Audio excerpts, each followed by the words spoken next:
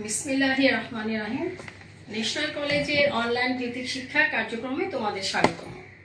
শিক্ষার্থীরা, আশা করছি করোনাময় এই সময়ে তোমরা সরকারি সকল স্বাস্থ্যবিধি মেনে সুস্থ আছো। শিক্ষার্থীরা, আজ আমি তোমাদের জীববিজ্ঞান দ্বিতীয় পত্রের চতুর্থ অধ্যায় মানব শারীরতত্ত্ব হতে রক্ত ও সঞ্চালন অর্থাৎ হিউম্যান ফিজিওলজি হতে ব্লাড অ্যান্ড সার্কুলেশন নিয়ে আমি আলোচনা করব। তো প্রথমে আসা যাক রক্ত কি। তো শিক্ষার্থীরা, রক্ত হচ্ছে এক ধরনের তরল যোজক কণা। রক্তের মধ্যে হিমোগ্লোবিন থাকায় রক্তকে লাল দেখায়। তোমরা জানো যে থোড়া পর্বের প্রাণী, কিছু প্রাণী আছে যেমন তেলাপোকা, তারপর আছে চিংড়ি, ঘাস ফড়িং, এদের রক্ত কিন্তু সাদাটে টাইপের, কারণ সেখানে হিমোগ্লোবিন নেই। শিক্ষার্থীরা, একজন সুস্থ মানুষের দেহে 5 থেকে 6 লিটার রক্ত থাকে। আর একজন সুস্থ মানুষের গড় তাপমাত্রা হচ্ছে, রক্তের তাপমাত্রা হচ্ছে তোমার 36 থেকে 38 ডিগ্রি সেলসিয়াস। তো রক্তবাহিকার মাধ্যমে মানবদেহে সঞ্চালিত হয়। রক্তের আপেক্ষিক গুরুত্ব পানির চেয়ে বেশি, প্রায় 1 থেকে 1.065। আর পিএইচ মাত্রা গড়ে 7.36 থেকে 7.45। শিক্ষার্থীরা, রক্ত খারত্ব, এর স্বাদ অজৈব লবণ থাকায় একটু লবণাক্ত। তো শিক্ষার্থীরা, আমরা এবার আমি তোমাদের বোঝার সুবিধার জন্য একটি ছক এঁকেছি। আজকে আমি রক্ত থেকে যা আলোচনা করব, যা তোমরা ক্লাসের শেষে বলতে পারবে, সেটি হচ্ছে রক্ত সম্পর্কে জানতে পারবে, রক্তের কাজ, তারপর হচ্ছে রক্তের যে 3 ধরনের উপাদান আছে সেই রক্তগুলোর মধ্যে তুলনা করতে পারবে, আর রক্ত জমাট বাঁধার কৌশল তোমরা আলোচনা করতে পারবে এবং বলতে পারবে। ঠিক আছে, তাহলে শুরু করা যাক। শিক্ষার্থীরা, তাহলে রক্ত সম্পর্কে আরো কিছু জেনে নেওয়া যাক। আমাদের দেহের ওজনের মোট ওজনের প্রায় 8% হচ্ছে রক্ত। এখন তোমরা জেনে থাকবে যে টেস্ট টিউবে রক্ত নিয়ে সেন্ট্রিফিউগাল যন্ত্রে মিনিটে 3000 বার করে 30 বার ঘোরালে রক্ত 2টি স্তরে বিভক্ত হয়ে যাবে। উপরের দিকে হালকা হলুদ বর্ণের প্রায় 55% যে অংশটি দেখা যায় সেটা হচ্ছে প্লাজমা বা রক্তরস। আর নিচের দিকে অপেক্ষাকৃত গাঢ় রঙের প্রায় 45% অংশ দেখা যায়, সেটাই হচ্ছে রক্তকণিকা। তো শিক্ষার্থীরা, তোমরা জেনে থাকবে যে রক্তকণিকাগুলো সাধারণত রক্তরসের মধ্যেই ভাসমান থাকে। লোহিত রক্তকণিকাটা দেখো, এখানে লোহিত রক্তকণিকা লাল, কারণ এখানে হিমোগ্লোবিনের উপস্থিতি আছে। তো এবার তোমরা এই ছকটা একটু খেয়াল করো। এই হচ্ছে রক্তটাকে 2টা অংশে ভাগ করা হয়েছে। একটা হচ্ছে রক্তরস বা প্লাজমা, যার অংশ হচ্ছে 55%। মোট রক্তের 55% হচ্ছে রক্তরস বা প্লাজমা, আর 45% হচ্ছে রক্তকণিকা। এবার প্লাজমাটা আরেকটু জেনে নাও। প্লাজমাকে আবার 2টি অংশে ভাগ করা যায়। তার মধ্যে পানি হচ্ছে 90 থেকে 92%, আর কঠিন পদার্থ হচ্ছে 8 থেকে 10% রক্তরসের মধ্যে, অর্থাৎ প্লাজমার মধ্যে। এখন কঠিন পদার্থগুলো কি কি সেটা একবার দেখে নাও। কঠিন পদার্থটাকে আবার 2টি অংশে ভাগ করা যায়। একটা হচ্ছে অজৈব কঠিন পদার্থ, আর একটা হচ্ছে জৈব কঠিন পদার্থ। এখন অজৈব উপাদানটা হচ্ছে 0.9%, আর জৈব উপাদান হচ্ছে 7 থেকে 9%।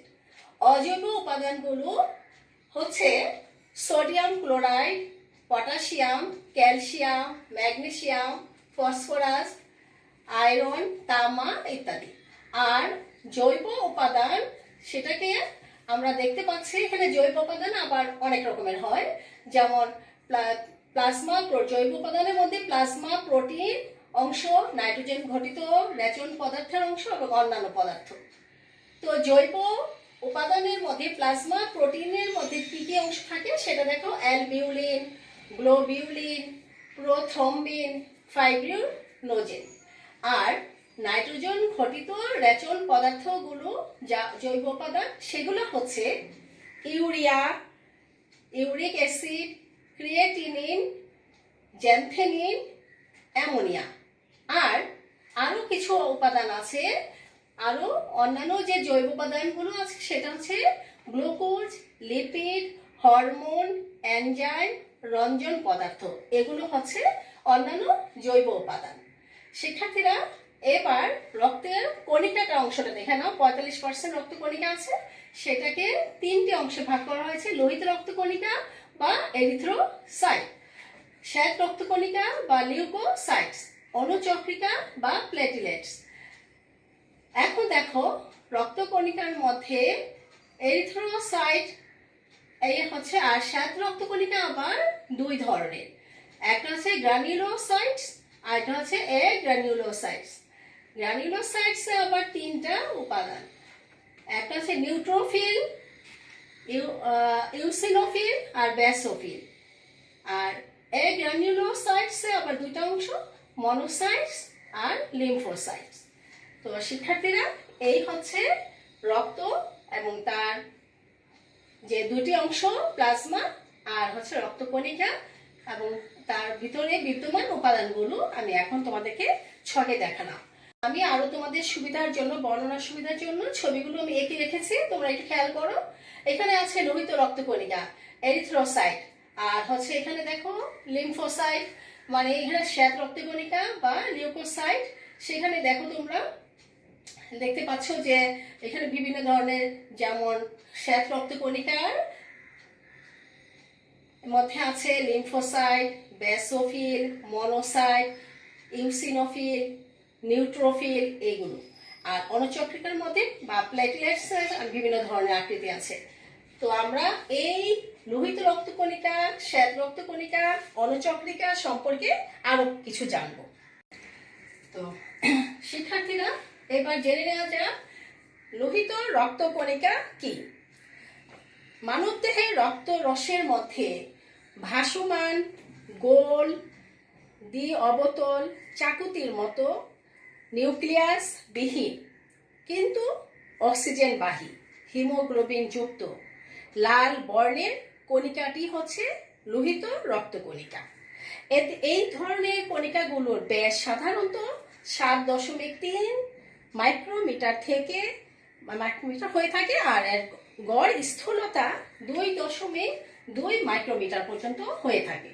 তো শিক্ষার্থীরা এর কিনারাগুলো সাধারণত কিনারাগুলো হয় কিভাবে, অপেক্ষাকৃত মধ্যভাগ অপেক্ষা পাতলা। কিনারাগুলো কিরকম, কিনারাগুলো হচ্ছে কিনারার অপেক্ষা মধ্যভাগগুলো অনেকটাই পাতলা ধরনের হয়ে থাকে। তো শিক্ষার্থীরা এবার আমি তোমাদেরকে শ্বেত রক্ত কণিকা সম্পর্কে বলছি, তোমরা আরেকবার শ্বেত রক্ত কণিকাটা বুঝে নাও। শ্বেত রক্ত কণিকা হচ্ছে এমন একটি উপাদান যা আমাদের দেহে কোনো জীবাণু দেহে প্রবেশ করলে ফ্যাগোসাইটোসিস প্রক্রিয়ায় সে জীবাণুকে ধ্বংস করা, যার বৈশিষ্ট্য সেটি হচ্ছে শ্বেত রক্ত কণিকা। এই অর্থাৎ দেহের মধ্যে জীবাণু ঘটিত কোনো রোগ থেকে মুক্ত রাখার জন্য যে রক্ত কণিকা ইমিউন তন্ত্রের অবিচ্ছেদ্য অংশ হিসাবে সবসময় তৎপর থাকে তাই হচ্ছে লিউকোসাইট বা শ্বেত রক্ত কণিকা। যেভাবে বা যে কোনো উপায় হোক সে কি করে, আমাদের দেহে কোনো অণুজীব প্রবেশ করলে সে প্রহরীর মতো পাহারা দিয়ে রাখে এবং জীবাণু তার সামনে আসা মাত্রই সে সেটাকে ফ্যাগোসাইটোসিস প্রক্রিয়ায় ধ্বংস করে থাকে। তো শিক্ষার্থীরা এবার আসা যাক অনুচক্রিকাটা কি। দেহের মধ্যে লাল অস্থি মজ্জা মেগাক্যারিওসাইট নামে বড় কোষ থেকে উৎপন্ন হয় এবং রক্তরসে যে ভাসমান থাকে যে উপাদানটি সেটি এবং অনিয়ত আকার, দেখো এটা কোনো নির্দিষ্ট আকার নাই, এবং এটি ঝিল্লে আবৃত থাকে, আর সাধারণত 1 থেকে 4 মাইক্রোমিটার ব্যাস সম্পন্ন হয়ে থাকে এবং সামান্য সাইটোপ্লাজম যুক্ত কিন্তু নিউক্লিয়াস বিহীন। হ্যাঁ, এই কোষ ভগ্নাংশগুলোকে অনুচক্রিকা বা প্ল্যাটিলেট বলে। শিক্ষার্থীরা, এখন আমি 3 প্রকার কণিকার মধ্যে নিয়ে তোমাদের সাথে আমি আলোচনা করব, যা পরবর্তীতে তোমরা পার্থক্য আকারে বলতে পারবে। তো শিক্ষার্থীরা, আরেকবার সংক্ষেপে বুঝে নাও। যেমন লোহিত রক্তকণিকার সংখ্যা প্রতি কিউবিক মিলিমিটারে রক্তে প্রায় 50 লক্ষ থাকে, এই লোহিত রক্তকণিকা। শ্বেত রক্তকণিকা থাকবে প্রতি কিউবিক মিলিমিটারে রক্তে 5 থেকে 8 হাজার, আর অনুচক্রিকা প্রতি কিউবিক মিলিমিটারে রক্তে 2.5 লক্ষ থেকে 5 লক্ষ পর্যন্ত। আর এবার আমরা নিউক্লিয়াসের অবস্থা অনুযায়ী বুঝে নিই। তো নিউক্লিয়াসে দেখা যাচ্ছে যে লোহিত রক্তকণিকায় প্রাথমিকভাবে প্রথম অবস্থায় যদিও নিউক্লিয়াস থাকে, কিন্তু যখন এটাতে হিমোগ্লোবিন সঞ্চালিত হবার পর এই নিউক্লিয়াসটা বিনষ্ট হয়ে যায়। প্রাথমিক পর্যায়ে থাকলেও পরবর্তীতে হিমোগ্লোবিন যখন সঞ্চালিত হয় তখন আর এই নিউক্লিয়াসটা পাওয়া যায় না, নষ্ট হয়ে যায়। আর তোমার শ্বেত রক্তকণিকার মধ্যে সব সময় নিউক্লিয়াস থাকবে, আর অনুচক্রিকার মধ্যে কোনো সময় সেখানে নিউক্লিয়াস থাকবে না। এই হচ্ছে নিউক্লিয়াসের অবস্থান। আর আমরা বর্ণ দিক থেকে যদি খেয়াল করো তাহলে কি বুঝবে যে সাইটোপ্লাজমের মধ্যে যখন হিমোগ্লোবিন থাকার কারণে এই লোহিত রক্তকণিকাগুলোকে লাল দেখায়, কিন্তু শ্বেত রক্তকণিকার ক্ষেত্রে সাইটোপ্লাজমে হিমোগ্লোবিন থাকে না, তাই শ্বেত রক্তকণিকাকে সবসময় বর্ণহীন দেখায়। আর অনুচক্রিকাও একই অবক্ষম, অর্থাৎ বর্ণহীন। এখন আমাদের জেনে নেওয়া যাক, প্রত্যেকটা কণিকার কিন্তু আয়ুষ্কাল একরকম নয়। অর্থাৎ লোহিত রক্তকণিকার একরকম আয়ু, শ্বেত রক্তকণিকা আরেক রকম, অনুচক্রিকার ক্ষেত্রে আরেক রকম। আমাদের এটা জানা খুব জরুরি। তো দেখা যাক, লোহিত রক্তকণিকার আয়ু 120 দিন, শ্বেত রক্তকণিকার আয়ু হচ্ছে 1 থেকে 15 দিন, আর অনুচক্রিকার আয়ু হচ্ছে 5 থেকে 10 দিন। এখন আমরা ছবিতে তোমরা দেখতেই পাচ্ছ আকৃতিটা। আমি আবারও আকৃতি হিসাবে তোমাদেরকে তুলনা করার জন্য আমি আলোচনা করছি। আবারও খেয়াল করো, লোহিত রক্তকণিকা দ্বীপ অবতল চাকুতির মতো হয়ে থাকে, আর শ্বেত রক্তকণিকাগুলো গোলাকার এবং অনিয়ত আকারও হয়ে থাকে, আর অনুচক্রিকা সবসময় অনিয়ত আকৃতির হয়ে থাকবে। তো শিক্ষার্থীরা, এবার আমরা আরেকটি ইম্পর্টেন্ট, সেটা হচ্ছে কাজ। লোহিত রক্তকণিকা কি কাজ করে, শ্বেত রক্তকণিকা আমাদের কি কাজ করে দেহে, আর অনুচক্রিকা আমাদের দেহে কি কাজ করে সেটা জেনে নিই। শিক্ষার্থীরা, তোমরা জেনে নাও যে লোহিত রক্তকণিকা আমাদের কি কাজ করে থাকে। লোহিত রক্তকণিকা রক্তের সান্দ্রতা রক্ষা করে। লোহিত রক্তকণিকায় হিমোগ্লোবিন ফুসফুস থেকে দেহকোষে অধিকাংশ অক্সিজেন এবং সামান্য পরিমাণ কার্বন ডাই অক্সাইড পরিবহন করে। প্লাজমা ঝিল্লিতে অ্যান্টিজেন প্রোটিন উপযুক্ত থাকে, যা মানুষের রক্ত গ্রুপিং এর জন্য দায়ী। এটা লোহিত রক্তকণিকার কাজ। লোহিত কণিকাগুলো রক্তে বিলিরুবিন ও বিলিভার্ডিন উৎপাদন করে থাকে। লোহিত রক্তকণিকা প্লাজমা ঝিল্লিতে অ্যান্টিজেন প্রোটিন সংযুক্ত থাকে, যা মানুষের রক্ত গ্রুপিং এর জন্য দায়ী। আমি তোমাদেরকে একটু আগেই বলেছি। এছাড়া রক্তের সান্দ্রতাও রক্ষা করে।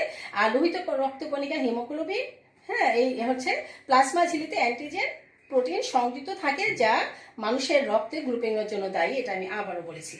তো এখন আমরা জেনে নেই লোহিত রক্তকণিকা ছাড়া আর শ্বেত রক্তকণিকা আমাদের কি কি কাজ করে থাকে। এইখানে দেখো তোমরা, শ্বেত রক্তকণিকা অনেক প্রকারের আছে। তো মনোসাইট ও নিউট্রোফিল ফ্যাগোসাইটোসিস পদ্ধতিতে জীবাণু ভক্ষণ ও ধ্বংস করে।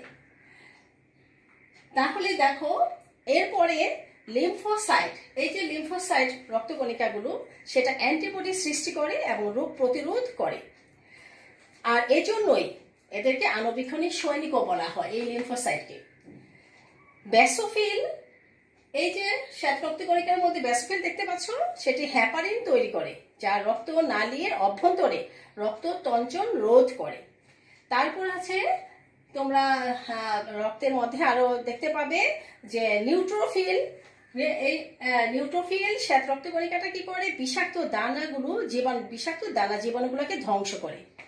তারপরে দেখো ইউসিনোফিল আছে। এই যে ইউসিনোফিল সেটা রক্তে প্রবেশকৃত, আমাদের রক্তের মধ্যে যদি কৃমি, লার্ভা, তারপর অ্যালার্জি এগুলো অবস্থান করে, তাহলে সেগুলোকে এগুলোকে অ্যান্টিবডিগুলোকে ধ্বংস করে থাকে। এবার আমরা দেখে নিই অণুচক্রিকার কাজ কি। শিক্ষার্থীরা তোমরা অণুচক্রিকার কাজটা একবার দেখে নাও। অণুচক্রিকা ক্ষত স্থানে রক্ত তঞ্চন ঘটায় আর হিমোস্ট্যাটিক প্লাগ গঠন করে, ফলে রক্তক্ষরণ বন্ধ হয়ে যায়। আর রক্তনালীর ক্ষতিগ্রস্ত এন্ডোথেলিয়াল আবরণ পুনর্গঠন করতে সাহায্য করে। সেরাটোনিন নামক রাসায়নিক পদার্থ উৎপন্ন করে, যা আমাদের রক্তনালীর সংকোচন ঘটিয়ে রক্তপাতকে হ্রাস করে।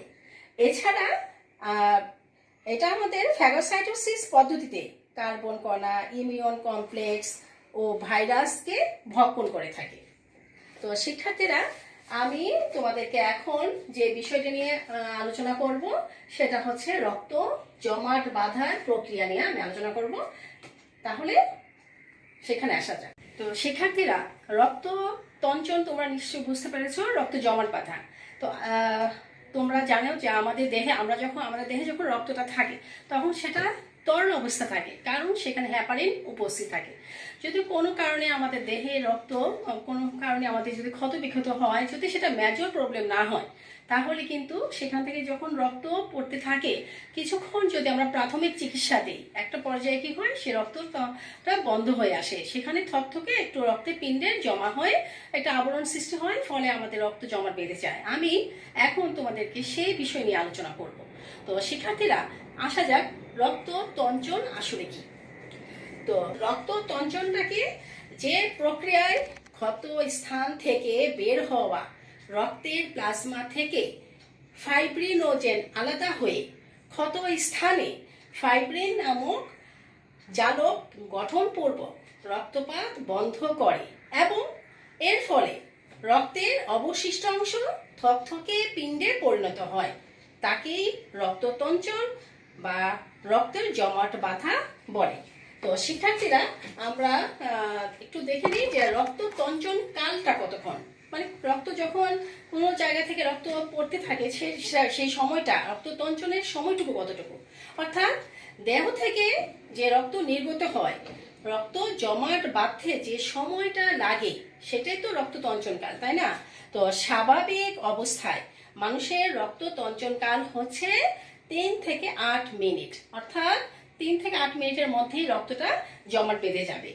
আর তবে যদি কারোর ডায়াবেটিস থাকে, ডায়াবেটিস রোগীদের ক্ষেত্রে একটু ভিন্ন, তাদের ক্ষেত্রে দেখা যাচ্ছে যে স্বাভাবিক সময়ের চেয়ে একটু বেশি সময় লাগতে পারে। আর দেহ থেকে রক্ত ক্ষরণ হতে থাকলে সেই ক্ষরণ কালটা কতটুকু, সেটা আমাদের জেনে নেওয়া যাক। কোনো বাহ্যিক প্রয়োগ ছাড়া প্রথম রক্ত নির্গত হওয়া শুরু থেকে রক্ত জমাট বাঁধা পর্যন্ত সময়কালটাই হচ্ছে রক্তক্ষরণ কাল। তো মানুষের স্বাভাবিক রক্তক্ষরণ কাল হচ্ছে 1 থেকে 4 মিনিট। তো শিক্ষার্থীরা, এখন আমরা এই রক্ত জমাট বাঁধার প্রক্রিয়াটা নিয়ে আলোচনা করব। আমি একটু সংক্ষিপ্ত রূপ আমি এখানে এঁকে রেখেছি তোমাদের সুবিধার জন্য, বোঝার জন্য। আমি এখন সেটাই কিভাবে রক্ত জমাট বাঁধে সেটা নিয়ে আলোচনা করছি। তো শিক্ষার্থীরা, তোমরা একটু খেয়াল করো। তো রক্ত বাহিকার অভ্যন্তরে রক্ত জমাট বাঁধতে পারে না, আমি একটু আগে বলেছিলাম, কারণ কি সেখানে হ্যাপারিন নামের একটি বস্তু বিদ্যমান থাকে।